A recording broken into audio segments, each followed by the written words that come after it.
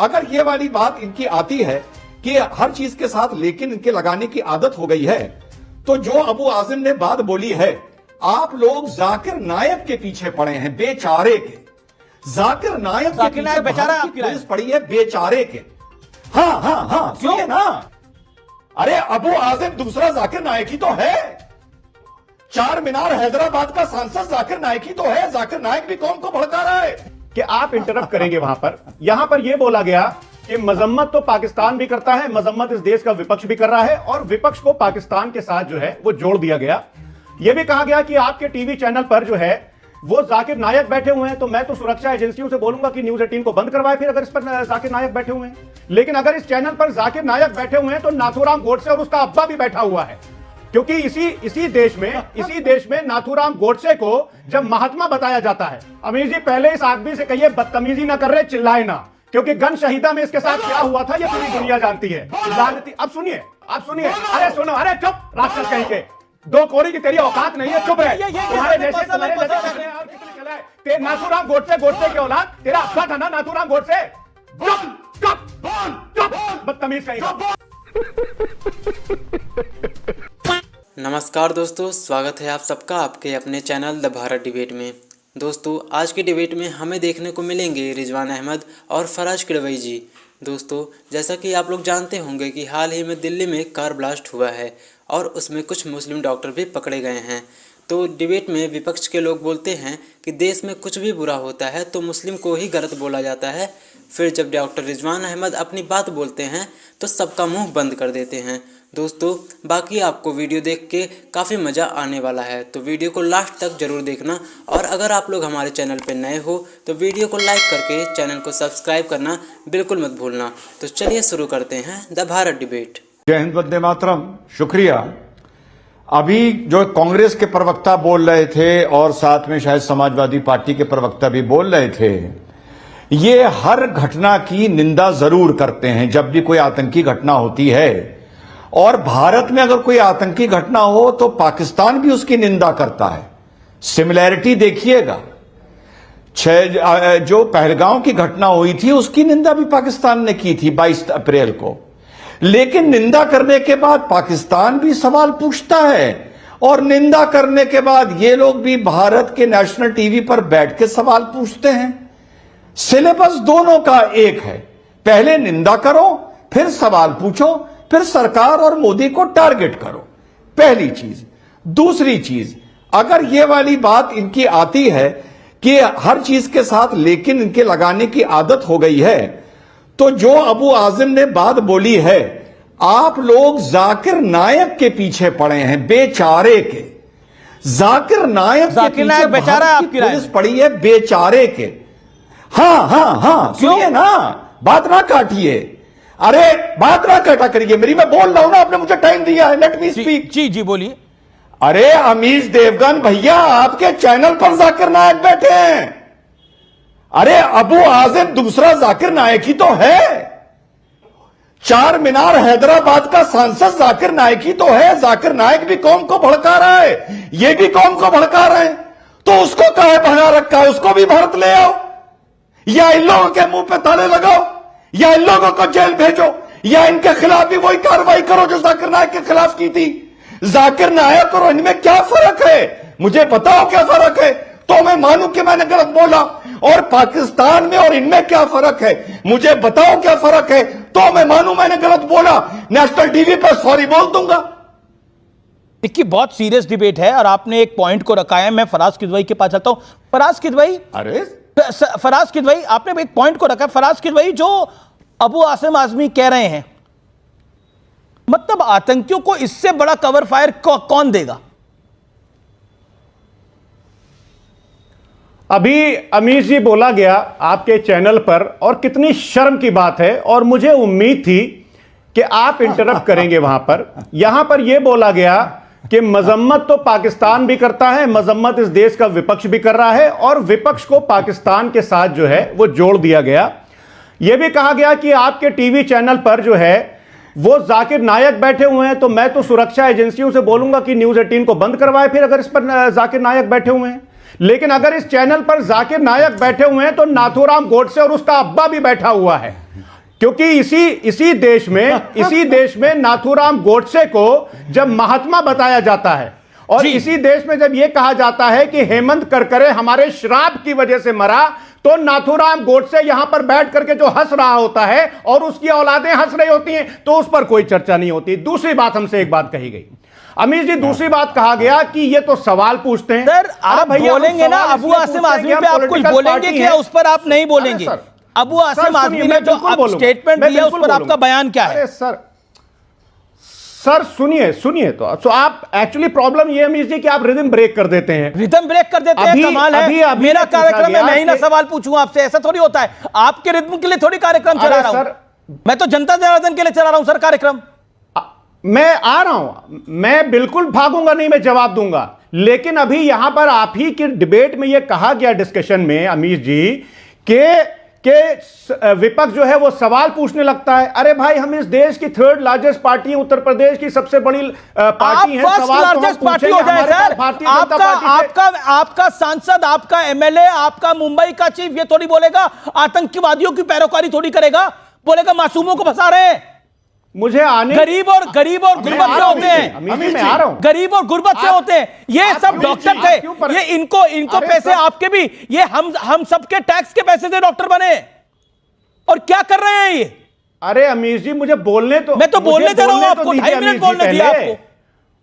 हाँ, तो मैं ये बोल रहा हूं कि सवाल तो हम पूछेंगे, क्योंकि हमारे पास भारतीय जनता पार्टी से पैसे नहीं आ रहे हैं सवाल नहीं पूछने के। अब आ रहा हूं मैं अबू आसिम साहब के पास। देखिए अबू आसिम, अब मेरे हाथ में ये कुरान है, और कुरान में सूरे मायदा है। सुनिए, पेज नंबर 218। कुरान से क्या लेना देना? आयत नंबर 32। नहीं, अबू आसिम आजमी का कुरान से क्या लेना देना? उन्होंने नहीं पढ़ी हुई कुरान क्या? कमाल की बात है। अबू आसिम आजमी का कुरान से क्या लेना देना? मैं उसी का जवाब देने की कोशिश कर रहा हूं सर। जवाब देने की आप कोशिश कर रहे हैं, जवाब देने की कोशिश कर रहा हूं। कर रहे हैं। एक सेकंड, रिजवान अहमद का आपको मैंने जवाब 3 मिनट सुना, 3.5 मिनट सुना। अब रिजवान अहमद को मैं 1 मिनट बोलने तो देंगे, तभी तो मैं बोलूंगा ना। अपने टर्न पे बोले, ऑडियो डाउन है। Okay Rizwan Ahmad, 50 second sharp reply. मैं जवाब दे रहा हूं रिजवान अहमद, 50 सेकंड। जी हाँ, नाथूराम गोडसे ने जो महात्मा गांधी की हत्या करी, 2 कौड़ी का लानती आदमी था नाथूराम गोडसे, उसे फांसी पर चढ़ा दिया गया।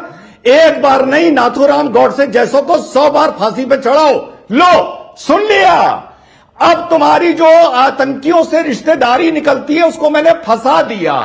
अब तुम भी यही बात बोलो, ओसामा बिन लादेन लानती, सारे आतंकी लानती, लानतियों को कवर फायर देने वाले लानती, सारे देशद्रोही, सारे समाज के दुश्मन। बोलो। ओके, फराज भाई, देन शहजाद। अमीर जी, पहले इस आदमी से कहिए बदतमीजी ना कर रहे, चिल्लाए ना, क्योंकि गन शहीदा में इसके साथ क्या हुआ था ये पूरी दुनिया जानती है। लानती। अब सुनिए। अरे सुनो, अरे चुप, राक्षस कहीं के। 2 कौड़ी की तेरी औकात नहीं है, चुप रहे। तुम्हारे जैसे कितने और कितने चले आए। नाथूराम गोडसे की औलाद, तेरा अब्बा था ना नाथूराम गोडसे। चुप, बदतमीज कहीं का। बोल, मैंने बोला, चुप बोल। भाई, आप पढ़े लिखे आदमी, कैसी भाषा बोल रहे हैं आप? ओके रिजवान, आप भी काम डाउन। चुप, बदतमीज कहीं। आप एक पार्टी को रिप्रेजेंट कर रहे हैं फराज भाई, प्लीज मेरी रिक्वेस्ट। रंग के बैठा है यहाँ पर जवान बनने के लिए। बदतमीज आदमी, इसे कहिए चुप रहे। वो अपनी टर्न पे बोले। अरे बोलना जो मैंने नाथूराम के लिए बोला। अच्छा, अभी रिजवान अपनी टर्न पे बोले, आपके नहीं बोले। Provide that courtesy. Okay Rizwan Ahmad. Cover fire देने वाले तुम जाकिर नायक से बदतर हो। तुम नाथूराम गोडसे से बदतर हो, तुम नारायण आप्टे से बदतर हो। मुझे तो बोलना था, मैंने बोल दिया। मैंने तो नाथूराम के लिए बोलना था, बोल दिया। मुझे ये बोल रहा हूं कि कुरान में सूरे मैदा में आयत नंबर 32 में यह सीधा लिखा हुआ है कि अगर किसी एक बेगुनाह को आप मारते हैं तो पूरी इंसानियत का आप कत्ल करते हैं। तो जो भी ये आतंकवाद है, या जो भी लोग आतंकवादी फैला रहे हैं, चाहे वो डॉक्टर हो, चाहे इंजीनियर हो, चाहे जो लोग भी हो, हम उसकी मजम्मत करते हैं, उनको फांसी पर लटका दीजिए। अबू आसिम आजमी के में क्या बोलेंगे? वो नाइंसाफी की बात कर रहे हैं।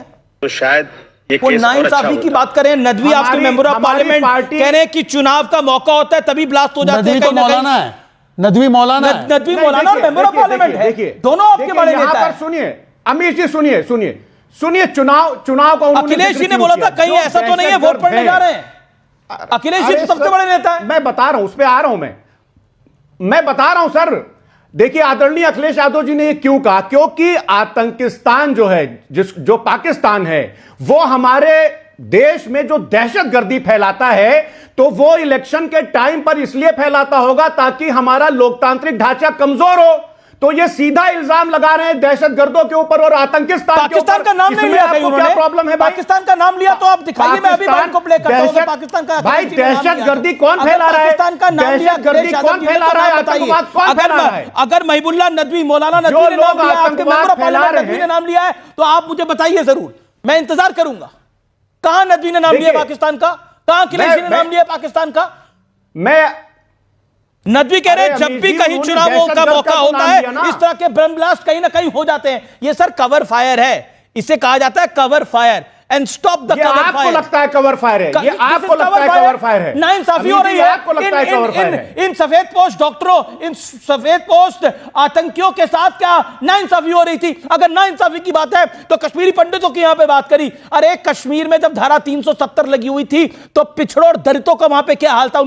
ये कोई नई चीज नहीं है। जब भी कहीं कोई बड़ा धमाका होता है तो एक थ्योरी घड़ दी जाती है कि मुसलमान आतंकवादी हैं, एक लाइन खींच दी जाती है और उसी लाइन पर फिर सारे चैनल, सारी डिबेटें, सारा सोशल मीडिया फिर उसी लाइन पे चलता है। मुसलमान का तो नाम ही नहीं लिया। सवाल यह है कि गाड़ी किसके नाम है, गाड़ी किसके नाम है, उस पर कोई बात नहीं कर रहा है, उस पर सब खामोश हैं। मैं ये कहना चाहता हूं, देखिए जो लोग मरे हैं उनके साथ हमारी सहानुभूति है। जो मुसलमान है अल्लाह उनको जन्नत दे, जो हिंदू है उनकी आत्मा को शांति मिले, जो जख्मी हैं उनकी जल्दी अच्छी होने की हम कामना करते हैं, दुआ करते हैं।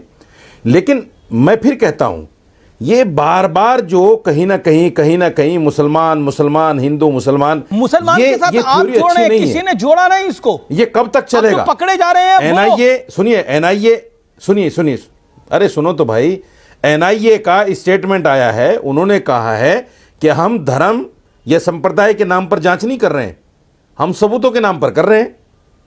तो टीवी वाले बार बार चेहरा क्यों दिखा रहे हैं भाई? मीडिया ट्रायल क्यों हो रहा है? उमर पकड़ा गया है तो मैं उमंग थोड़ी बना दूंगा उसको। कहा था, सुनिए, अब पकड़ा उमर गया है, अरे सुनो मेरे भाई, पकड़ा उमर गया है, पकड़ा डॉक्टर आदिल गया है तो मैं अंकित थोड़ी बना दूंगा उसको। मैं कैसे बना दूं उनको, आप बताइए। अमीश भाई, मैं अगर डॉक्टर मुजम्मिल पकड़ा गया है, मैं डॉक्टर मुजम्मिल को मोहित कैसे बना दूंगा? बताइए ना कैसे बनाऊं? अरे मैं पूरी कर लूं भाई साहब, आप क्या नाम क्यों बता रहे हैं? सुनिए, हम तो आतंकियों के नाम बता रहे हैं, आप धर्म क्यों देख रहे हैं भाई? सुनिए, आप सुनाइए। अरे सुन तो लो मेरे भाई। सुप्रीम कोर्ट ने कहा था कि मीडिया ट्रायल से बहुत सारे लोगों की जो उनके साथ जुड़े होते हैं उनकी भी जिंदगी खराब हो जाती है, और ये सत्य है। ठीक है, जो लोग 30 साल में, 35 साल में, 15 साल में, 20 साल में बाइज्जत बरी हो रहे हैं, क्या करेंगे आप उनके लिए?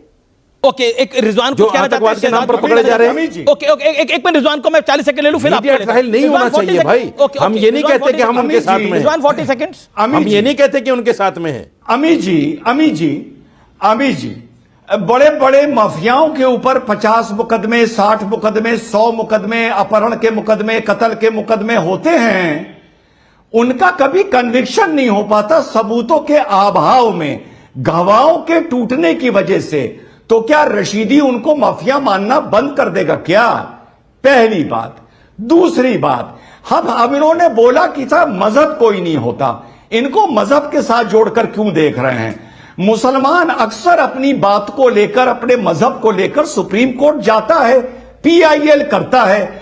अब रशीदी भाई एक सुप्रीम कोर्ट में पीआईएल करेंगे कि जो भी आतंकी पकड़ा जाए या मारा जाए उसे कब्र नसीब नहीं होनी चाहिए, उसे गंगा जी में बहा दो, उसको गुस्ल नहीं देना चाहिए क्योंकि वो मुसलमान नहीं है, उसे गंगा में बहा के मछलियों को खिला दो।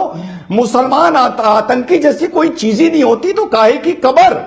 तो मेरे हिसाब से हम और रशीदी अगर एक पीआईएल करें तो क्या रशीदी मेरे साथ इसमें खड़े हैं? पैसे मैं नहीं लूंगा, सिर्फ वो अप्लाई कर दे, मुकदमा मैं सुप्रीम कोर्ट में लड़ ओके, लूंगा। मतलब आप कह रहे हैं अदालतनामा साइन कर दें। ओके हमीश भाई, हमीश भाई, हाँ, बस जी, रशीदी। वकालतनामा साइन कर दें। हाँ, मैं इस आदमी की शक्ल देखना नहीं चाहता, ये कह रहे हैं पीआईएल में मेरे साथ आ जाएं। बेवकूफ लोगों के साथ नहीं लगता मैं।